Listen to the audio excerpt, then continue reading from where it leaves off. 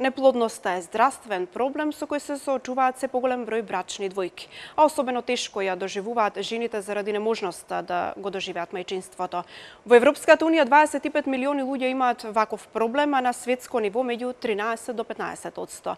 Конкретно во нашата земја нема официјални податоци за бројот на брачните двојки кои имаат проблем со неплодност, но според проценка на гинеколозите од вкупниот број брачни двојки меѓу 10 и 15% се соочуваат со ваков проблем, а околу 15% имаат помалку деца од очекуваното.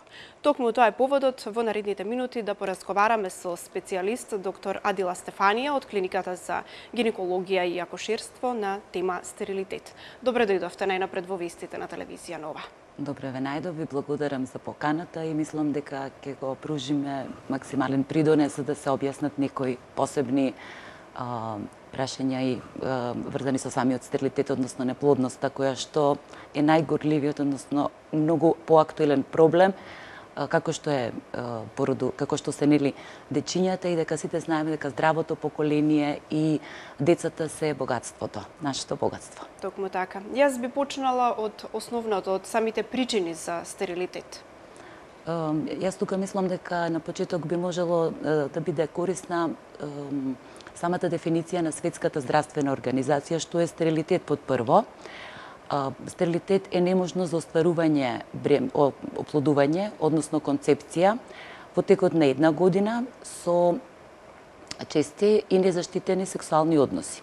После таа година веќе се поставува прашањето дали се работи за стерилитет и од кој тип е тој стерилитет.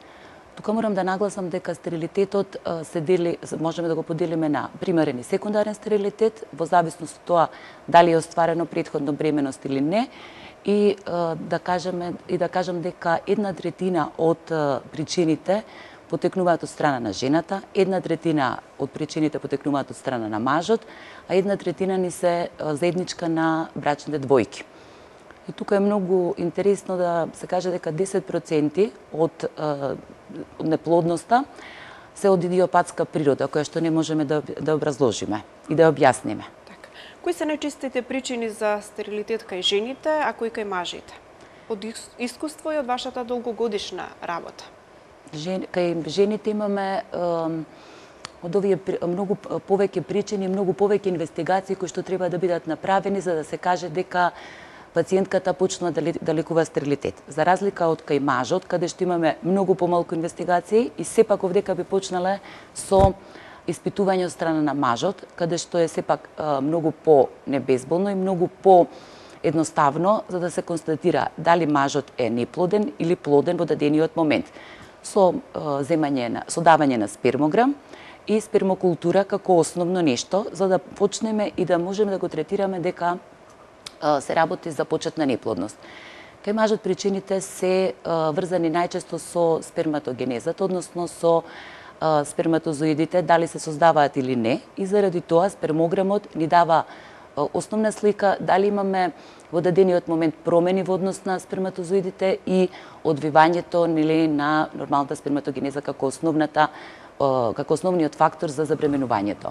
Втора причина може да бидат трауми кои што настанале во текот на детството, тумори кои што може бидат малигни или бенигни кај мажот, истовремено ќе ги спомнам инфекциите кои што се многу битни во поглед на инфекција со хламидија, гонореја, за ушките, варичелата, кои што може да остават трајни последици, неспуштените тестис крипторхизам познат, клинеферталовиот синдром, каде што каде што имаме 1+X хромозом, кој што оневозможува составање и реализација на сперматогенезата. И тука би можело уште многу да набројам од машка гледна точка од причините за стерилитет.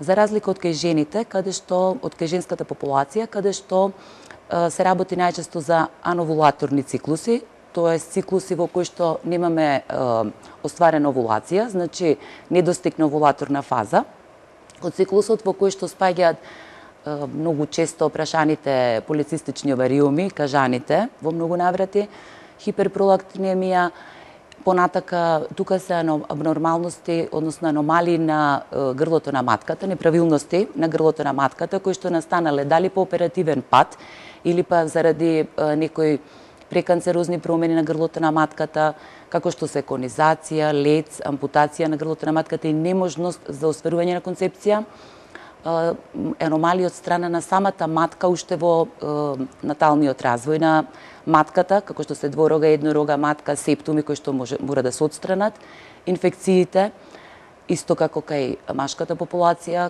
кои што се многу значајни, почнувајќи од хламидија, микоплазма, уреоплазма, гонореја. Истовремено тука би го спомнала и ХПВ-то, една од причините за неможност за остварување на концепција и прераниот климакс, односно оштетувањето на самите овариуми, на самите јајници, предвремено старење на истите, заради тоа што тој предвремен климакс е една од основните причини врзана со возраста, дека сите знаеме дека возраста е основниот фактор на одреден начин кој што придонесува кон тоа како ќе се реализира дали ќе се реализира концепција или не. Односно, тука морам да кажам дека самата возраст веќе до 30 години сите знаеме дека без проблем би се реализирала таква концепција. Од 30 до 35 веќе почнува да опаѓа бројот, за веќе над 35 години до 40 веќе тој број максимално допадне на јајни клетки кои што може да се спојат со сперматозоидот и веќе над 40 години, иако не зборувам значи дека сите жени се случува тоа, но најчесто веќе над 40 години инвитрото или останатите методи се единствениот начин на избор за остварување бременост. Настапувањето на самиот преран климакс, што би кажала, може да се случи многу рано, многу порано од очекуваното и тука веќе се јавува огромен проблем заради што сите знаеме дека кога ќе земеме дека сите сакаме да оствариме кариера, дека сите живееме во едно стресно време и тоа уште дополнително го зголемува ризикот од истото. Така, се одлужува нели самото склучување на бракот во... Апсолутно. Така, би сакала да ни објасните што значи всушност, што подразбира секундарниот стерилитет? Секундарниот стерилитет е неможност за остварување на концепција, односно бременост, по претходно остварена бременост или по претходно бременост која што завршила со породување на здраво дете или по претходен абортус. Бидејќи на почетокот мислиме дека имам едно здраво право дете, ќе оставам одреден временски период, година, 2, 3, 5, за да можам да остварам втора бременост. Но во тој временски период се случуваат многу различни нешта во самиот организам, почнувајќи прво од возраст, второ инфекции кои што многу пати не се посетува гинеколог, туку се зема терапија на сопствена рака и се мисли дека излекувана инфекцијата, а тоа станува, таа си тлее во самиот организам.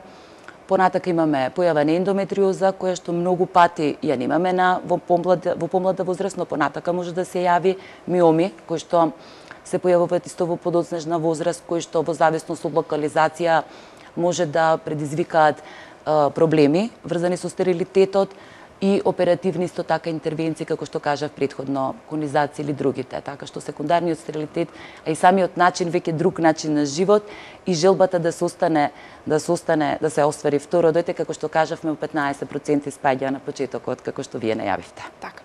Колку влие начинот на исхрана на стерилитетот и зрачењата, например, од придобивките на современата технологија, бидејќи сега сме окупирани со мобилни телефони, компјутери, штотини од технолошки средства?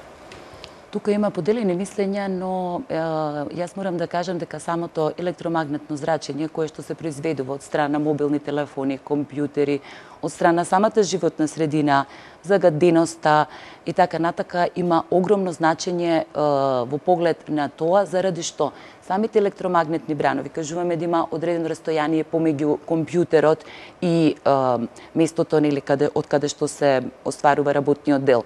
Но во канцеларија каде што има многу компјутери или на места како што се одредени каде што работат повеќе службеници, сите тие компјутери зрачат еден преку еден на друг и не мора да значи дека сопствениот компјутер зрачи во дадениот момент. Но морам да кажам и една многу поинтересна информација дека мобилниот телефон, посебно зборувањето на мобилен телефон подолго од 3 минути, дека ја зголемува температурата на мозокот за 1 степен А да не зборуваме долгите разговори кои што истоштуваат и цело време најчесто се гледа во самиот телефон или телефонот ни се наоѓа до нас во периодот на спиењето, значи. Буквално мобилниот телефон денеска ни е толку технологија напредната која што оди се повеќе напред и напред и мислам дека постарите мобилни телефони имале поголемо зрачење отколку што имаат новите каде што се трудат да остварат да има начин на заштита од страна на самите електромагнетни бранови како и по новите компјутери кои што се употребуваат. Така. А што се однесува до исхраната, дали таа може да влие на плодноста? Исхраната е еден од факторите, а посебно во време која што влие на самата плодност, почнувајќи од машкиот фактор, каде што по-дебелите, по-обезитетните мажи имаат огромен проблем во поглед на тоа што во масното ткиво сите знаеме дека имаме естрогени хормони, кои што естрогени хормони се всушност женски хормони, со намалување нивото на тестостеронот и пореметување на самата сперматогенеза. Значи имаме најчесто кај подебелите мажи спермограм кој што не е нормален. И тоа би требало да се лекува со диета под прво. И тука морам да ја спомнам и брзата храна, која што е полна со токсини, понатака со антибиотици, посебно тие хамбургери, пици, газирани пијалоци, пушењето, истовремено консумирањето на одредени таблети, дроги, алкохолизмот, исто е фактор кој што многу смета повеќе за остварување на плодност и паровите кои што планираат и кои што сакаат да остварат концепција, треба да се откажат од многу навики пред да пристапат кон остварување на концепција.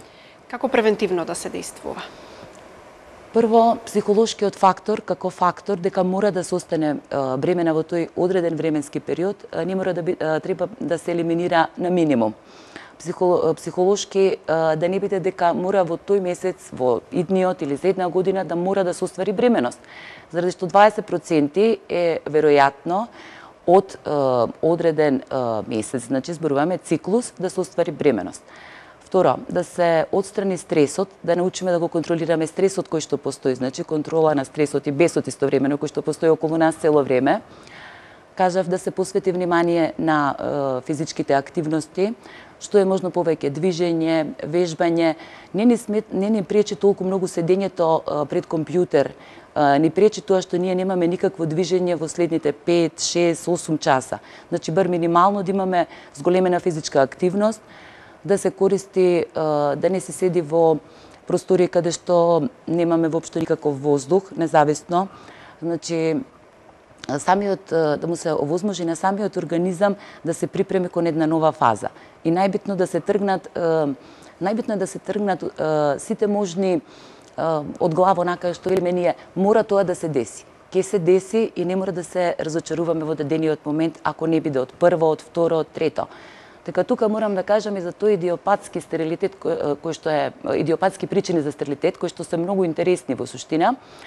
Во поглед на истите, дека неподобноста помеѓу јајцеклетката и сперматозидот во одредени ситуации, со неможност значи, за остварување концепција заради одредени имунолошки антитела кои што се ствараат, со текот на времето може да исчезне, но самиот идиопатски стерилитет, каде што немаме ни една причина за стерилитет, зборуваме функционална анатомска, во рок од временски период од 1 до 3 години може да се оствари во 90% концепција. Но тоа многу зависи од возраста, заради што возраста сите знаеме дека се повеќе и повеќе се поместува старосната граница на остварување бременост. Какво е влијанието на крвните групи кога е во прашање стерилитетот?